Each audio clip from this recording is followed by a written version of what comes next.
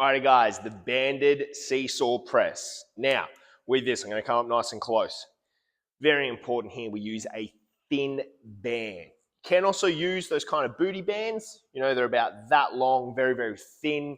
Get them from physios, completely fine as well. But if we're using a resistance band, we want it to be super, super thin. That's like half the width of my pinky finger. And I've got small hands. So, with that, guys, making sure we're going to double loop over. So you can see I got that double loop if we've got that long band. From here, to stop the band shooting up, you don't necessarily need to hold it with the hands. What we do is, you can see how I've wrapped it around the outside of my knuckles, so essentially going across my knuckles, and then I'm locking with my thumb. From here, what we want to do, guys, if you're starting out doing this for the first time as well, you can use a wall. So we've got proprioception. So you can actually go up against the wall.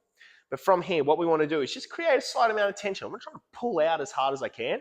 I just have tension. This is generally a warm-up exercise, a priming drill for shoulders. So from here, a little bit of tension. Starting to now wrap my thumbs over that band.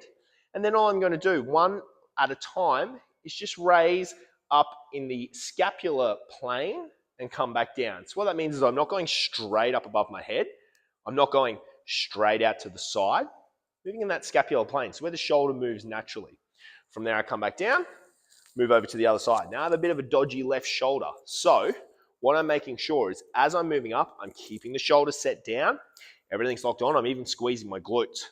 From here, I'm coming up, I get that range that's needed, come back down, move on to the other side. Now with full priming drills or what has been given to you in the program, this is generally going to be sort of last after we've done our banded external rotations, we've done our bottoms up kettlebell. We're generally going to finish with this, and this is just essentially to bring everything together, make sure everything's moving well, and then we can get into our upper body session or our WOD, whatever it might be. So it's the banded seesaw press, one at a time.